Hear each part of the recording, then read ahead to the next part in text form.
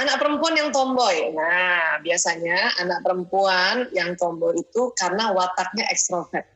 Ya. Jadi di dalam otak anak laki-laki perempuan punya dua hormon gender. Ya. Kita semua punya dua hormon gender. Saya juga punya hormon perempuan dan punya hormon laki-laki. Bu Putih juga begitu, punya hormon perempuan dan punya hormon laki-laki. Ya. Misalnya suami saya, ya Dr. Prianto, dia kan laki-laki. Dia punya hormon perempuan juga. Dan tentu punya hormon laki-laki. Jadi setiap orang itu punya dua hormon. Ya. Tentu yang perempuan, kayak kita nih gini, kayak saya, Bu Putih, hormon perempuannya lebih banyak komposisinya.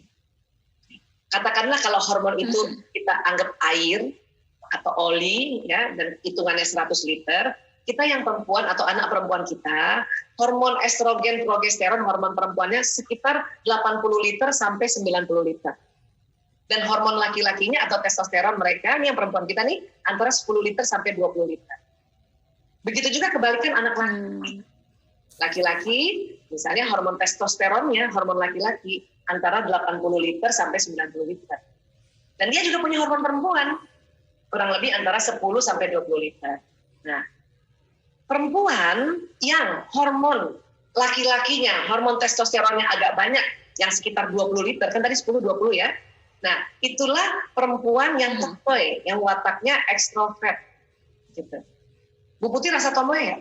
Oke. Bu Putih senang. Saya itu feminin, tapi nggak tahu sih dok. Saya feminin, tapi saya bisa mengerjakan pekerjaan laki-laki. Maksudnya kalau saya bawa motor, saya termasuk orang yang suka ngebut, kayak gitu-gitu loh dok. Iya. Kalau saya lihat sih Bu Putih separuh-separuh. Ada ekstrovert, ada introvertnya juga. Ya, nah itu ya, betul. Ya, termasuk ada hormon laki-lakinya yang mungkin 15 liter, gitu. Ya, ada perempuan yang introvert banget, ya, perempuan banget yang lembut. Nah, itu dia hormon testosteronnya sedikit, cuma 10 liter, hormon laki-lakinya. Tapi ada yang sangat ekstrovert, perempuan ekstrovert, ya, yang tangkas, yang bisa manjat-manjat. Nah, itu hormon testosteronnya 20 liter itu. Ini yang masih dalam batas normal ya, karena nanti ada lagi kelainan-kelainan kongenital seperti CAH, ya. Jadi ada hiperplasia di anak ginjal mereka. Akhirnya perempuannya betul-betul kayak laki-laki. Bahkan kelaminnya waktu dia bayi, ya, klitorisnya memanjang jadi kayak penis. Itu kelainan kongenital.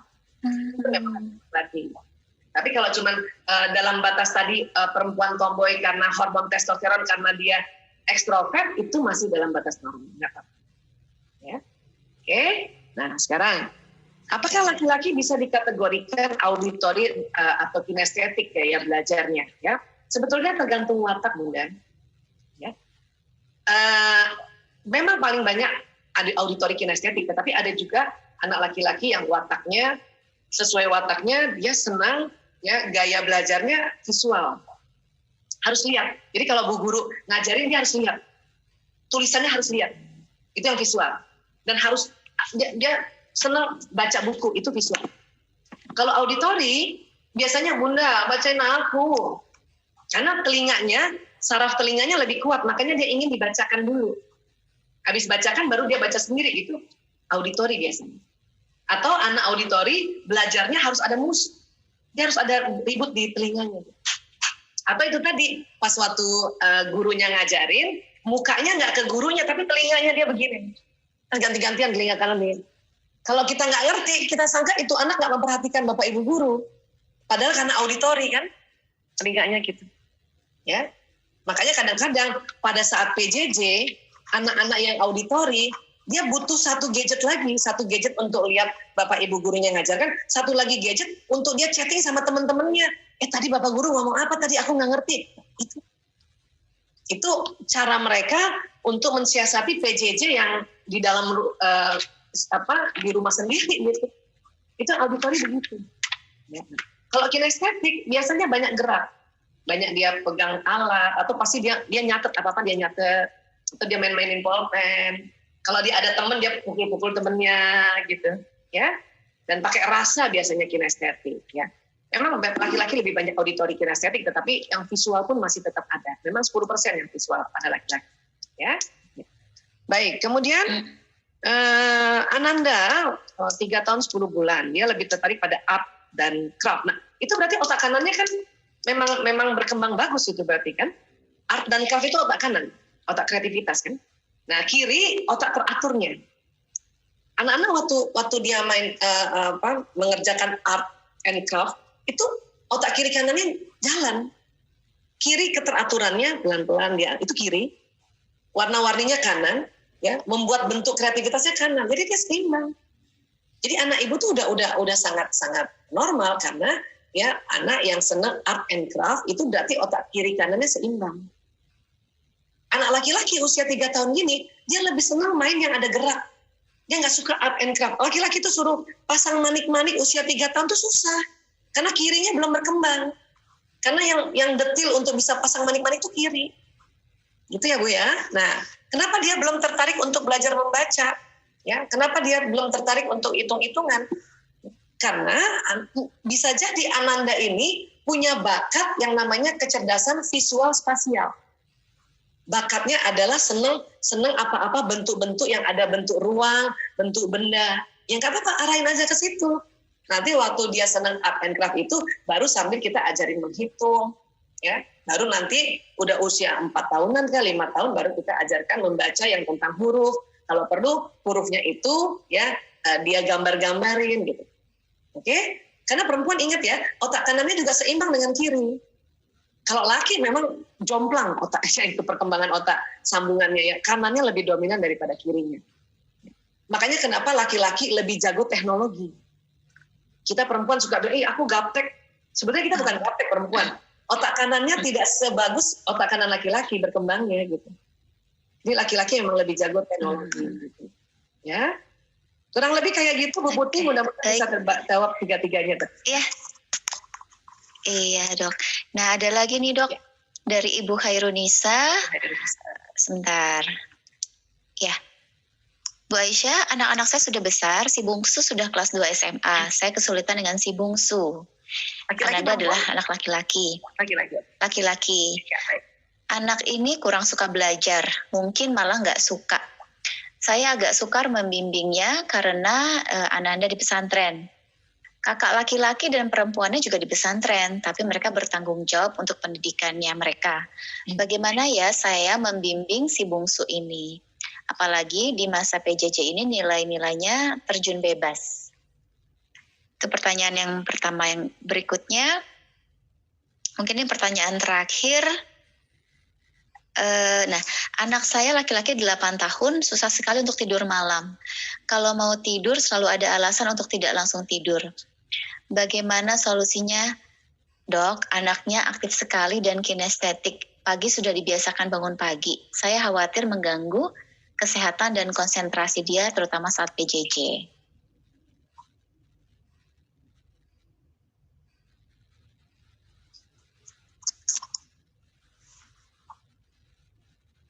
Ya, 1, 2, terdengar suara? Kedengaran, Dok. Ya, baik, terima kasih. Ya, Bu Hairunisa, kita harus ini dulu ya, samakan dulu persepsi tentang belajar. Ya. Belajar, banyak orang tua menganggap belajar itu baca buku. Belajar itu nggak cuma baca buku. Ya, dia nonton film juga belajar. Dia ngobrol sama temennya juga belajar. Ya, kemudian dia main, kita bermain itu juga belajar. Bahkan kita bertengkar juga sama saudara kandung atau bertengkar sama teman itu juga belajar. Ini dulu kita samakan. Tadi Bunda bilang dia tidak suka belajar. Tadi dulu, maksudnya apa nih? Mungkin kalau dia membaca, dia bukan tidak suka. Dia gaya belajarnya bukan visual, bukan pakai mata, mungkin pakai telinga. Dia lebih senang temennya, waktu temennya baca atau waktu temennya diskusi dia dengar. Itu belajar. Namanya gaya belajar auditori. Ya. Nah, memang kesulitannya anak-anak yang gaya belajar auditori pada saat PJJ. Kenapa? Nggak ada kanan kiri, nggak ada temennya. Mau nanya sama bundanya, anak-anak kadang-kadang malas karena nggak satu peer. Atau kadang-kadang anak-anak merasa kasihan, masa saya tanya bunda terus? Masa bunda harus temenin terus? Anak-anak ini bertanggung jawab banget, anak laki-laki. Ya, hanya gaya belajar yang kadang kita belum kenal. Ya, anak laki-laki bertanggung jawab, orang otaknya tadi lebar, hipotalamusnya, Cuman gaya belajarnya beda, wataknya beda, ya. Dan itu tadi posisi sebagai anak bungsu itu juga beda, itu mempengaruhi. Ya. Tapi lebih sering karena watak dan gaya belajar dan bakatnya dia juga beda, ya. Jadi please tidak boleh membanding-bandingkan. Kakaknya kok lebih mandiri? Satu, mungkin kakaknya itu gaya belajarnya yang bunda senang, yaitu visual. Satu.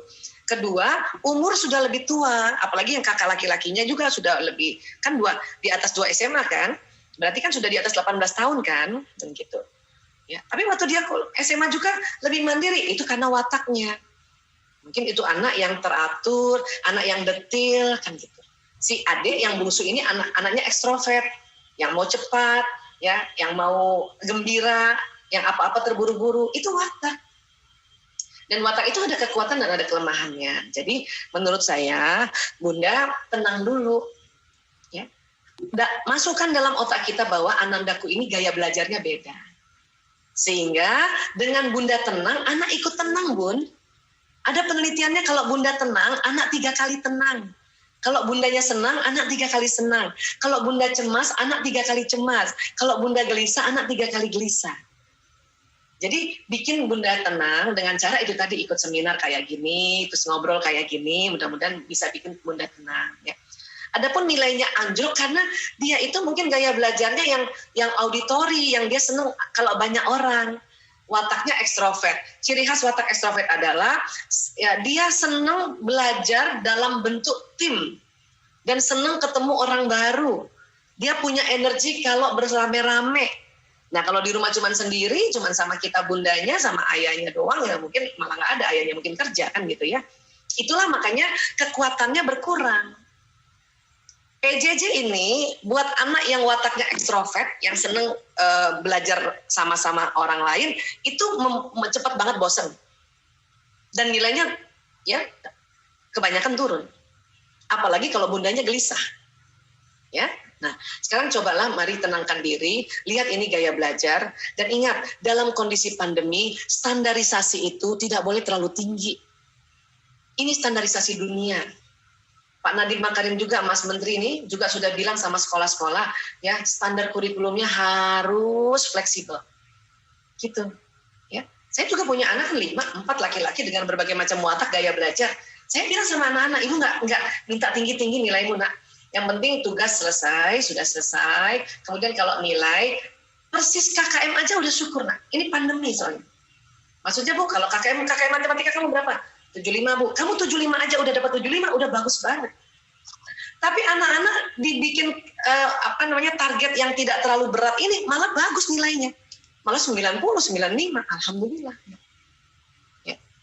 Bisa paham sampai sini ya, Bun ya? Supaya kita tidak tegang. Karena ingat kalau ibunya tegang, anaknya 3 kali tegang.